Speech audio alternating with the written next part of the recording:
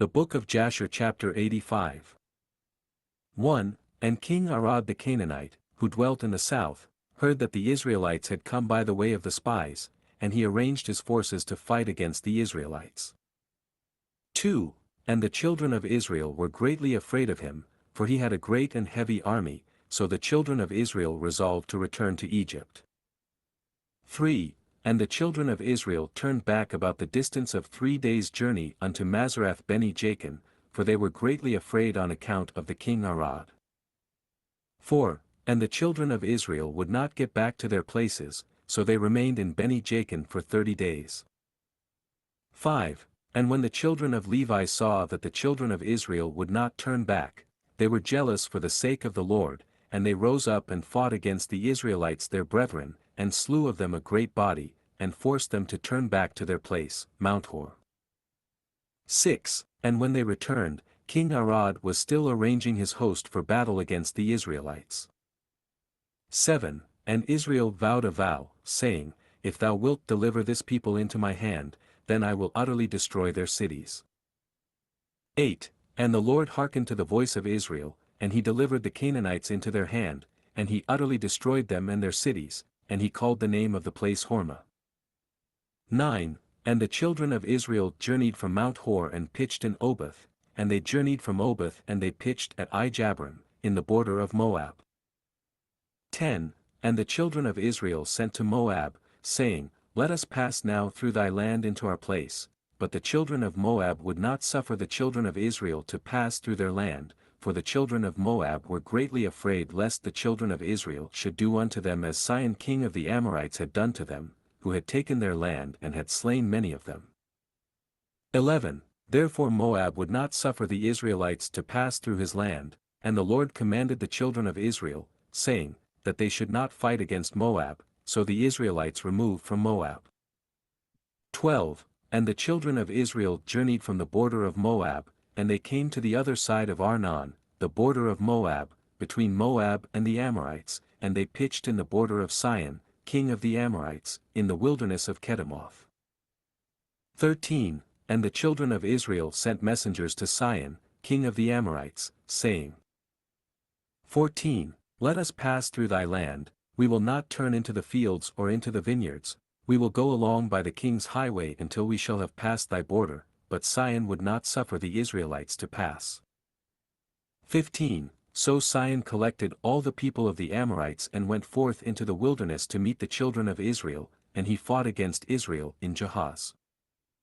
16. And the Lord delivered Sihon king of the Amorites into the hand of the children of Israel, and Israel smote all the people of Sihon with the edge of the sword and avenged the cause of Moab.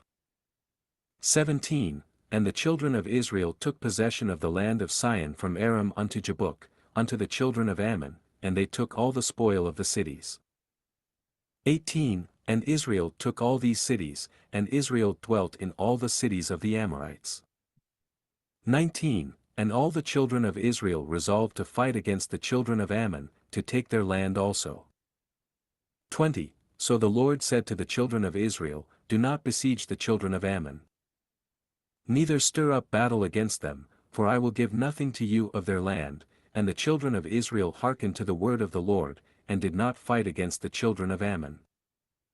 21. And the children of Israel turned and went up by the way of Bashan to the land of Og, king of Bashan, and Og the king of Bashan went out to meet the Israelites in battle, and he had with him many valiant men, and a very strong force from the people of the Amorites. 22. And Og king of Bashan was a very powerful man, but Naran his son was exceedingly powerful, even stronger than he was. 23. And Og said in his heart, Behold, now the whole camp of Israel takes up a space of 3 parsa, now will I smite them at once without sword or spear. 24. And Og went up Mount Jahaz, and took therefrom one large stone, the length of which was 3 parsa, and he placed it on his head, and resolved to throw it upon the camp of the children of Israel, to smite all the Israelites with that stone. 25. And the angel of the Lord came and pierced the stone upon the head of Og, and the stone fell upon the neck of Og, that Og fell to the earth on account of the weight of the stone upon his neck. 26. At that time the Lord said to the children of Israel, "Be not afraid of him, for I have given him and all his people and all his land into your hand, and you shall do to him as you did to Sihon." 27. And Moses went down to him with a small number of the children of Israel, and Moses smote Og with a stick at the ankles of his feet and slew him. 28. The children of Israel afterward pursued the children of Og and all his people, and they beat and destroyed them till there was no remnant left of them. 29. Moses afterward sent some of the children of Israel to spy out Jasher, for Jasher was a very famous city. 30. And the spies went to Jasher and explored it, and the spies trusted in the Lord, and they fought against the men of Jasher. 31. And these men took Jasher and its villages, and the Lord delivered them into their hand, and they drove out the Amorites who had been there. 32.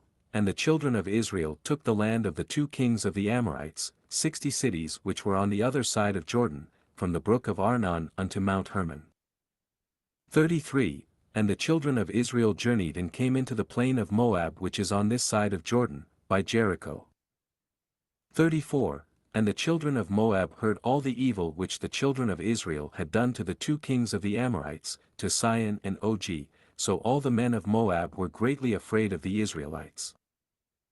35. And the elders of Moab said, Behold, the 2 kings of the Amorites, Sihon and Og, who were more powerful than all the kings of the earth, could not stand against the children of Israel, how then can we stand before them? 36. Surely they sent us a message before now to pass through our land on their way, and we would not suffer them. Now they will turn upon us with their heavy swords and destroy us. And Moab was distressed on account of the children of Israel, and they were greatly afraid of them, and they counseled together what was to be done to the children of Israel. 37. And the elders of Moab resolved and took one of their men, Balak the son of Zippor the Moabite, and made him king over them at that time, and Balak was a very wise man. 38. And the elders of Moab rose up and sent to the children of Midian to make peace with them, for a great battle and enmity had been in those days between Moab and Midian, from the days of Hadad the son of Bedad king of Edom, who smote Midian in the field of Moab, unto these days. 39. And the children of Moab sent to the children of Midian, and they made peace with them, and the elders of Midian came to the land of Moab to make peace in behalf of the children of Midian. 40. And the elders of Moab counseled with the elders of Midian what to do in order to save their lives from Israel. 41. And all the children of Moab said to the elders of Midian, Now therefore the children of Israel lick up all that are round about us, as the ox licks up the grass of the field, for thus did they do to the 2 kings of the Amorites who are stronger than we are. 42. And the elders of Midian said to Moab, We have heard that at the time when Sihon king of the Amorites fought against you, when he prevailed over you and took your land, he had sent to Beer the son of Janeas and to Balaam his son from Mesopotamia, and they came and cursed you, therefore did the hand of Sihon prevail over you, that he took your land. 43. Now therefore send you also to Balaam his son, for he still remains in his land, and give him his hire, that he may come and curse all the people of whom you are afraid. So the elders of Moab heard this thing, and it pleased them to send to Balaam the son of Beer. 44. So Balak the son of Zippor king of Moab sent messengers to Balaam, saying, 45. Behold, there is a people come out from Egypt, behold they cover the face of the earth, and they abide over against me. 46. Now therefore come and curse this people for me, for they are too mighty for me, peradventure I shall prevail to fight against them, and drive them out, for I heard that he whom thou blessest is blessed, and whom thou cursest is cursed. 47. So the messengers of Balak went to Balaam and brought Balaam to curse the people to fight against Moab. 48. And Balaam came to Balak to curse Israel, and the Lord said to Balaam, Curse not this people, for it is blessed. 49. And Balak urged Balaam day by day to curse Israel, but Balaam hearkened not to Balak on account of the word of the Lord which he had spoken to Balaam. 50. And when Balak saw that Balaam would not accede to his wish, he rose up and went home, and Balaam also returned to his land, and he went from there to Midian. 51. And the children of Israel journeyed from the plain of Moab, and pitched by Jordan from Beth Jesemoth even unto Abel-shittim, at the end of the plains of Moab. 52. And when the children of Israel abode in the plain of Shittim, they began to commit whoredom with the daughters of Moab. 53. And the children of Israel approached Moab, and the children of Moab pitched their tents opposite to the camp of the children of Israel. 54. And the children of Moab were afraid of the children of Israel, and the children of Moab took all their daughters and their wives of beautiful aspect and comely appearance, and dressed them in gold and silver and costly garments. 55. And the children of Moab seated those women at the door of their tents, in order that the children of Israel might see them and turn to them, and not fight against Moab. 56. And all the children of Moab did this thing to the children of Israel, and every man placed his wife and daughter at the door of his tent, and all the children of Israel saw the act of the children of Moab, and the children of Israel turned to the daughters of Moab and coveted them, and they went to them. 57. And it came to pass that when a Hebrew came to the door of the tent of Moab, and saw a daughter of Moab and desired her in his heart, and spoke with her at the door of the tent that which he desired, whilst they were speaking together the men of the tent would come out and speak to the Hebrew like unto these words. 58. Surely you know that we are brethren, we are all the descendants of Lot and the descendants of Abraham his brother, wherefore then will you not remain with us, and wherefore will you not eat our bread and our sacrifice?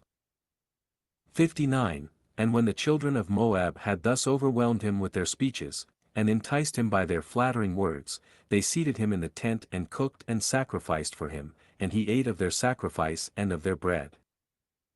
60. They then gave him wine and he drank and became intoxicated, and they placed before him a beautiful damsel, and he did with her as he liked, for he knew not what he was doing, as he had drunk plentifully of wine.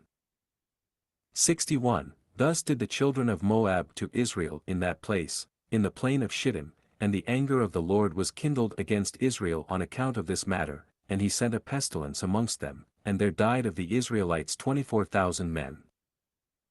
62. Now there was a man of the children of Simeon whose name was Zimri, the son of Salu, who connected himself with the Midianite Cosbi, the daughter of Zur, king of Midian, in the sight of all the children of Israel. 63. And Phinehas the son of Eleazar, the son of Aaron the priest, saw this wicked thing which Zimri had done, and he took a spear and rose up and went after them, and pierced them both and slew them, and the pestilence ceased from the children of Israel.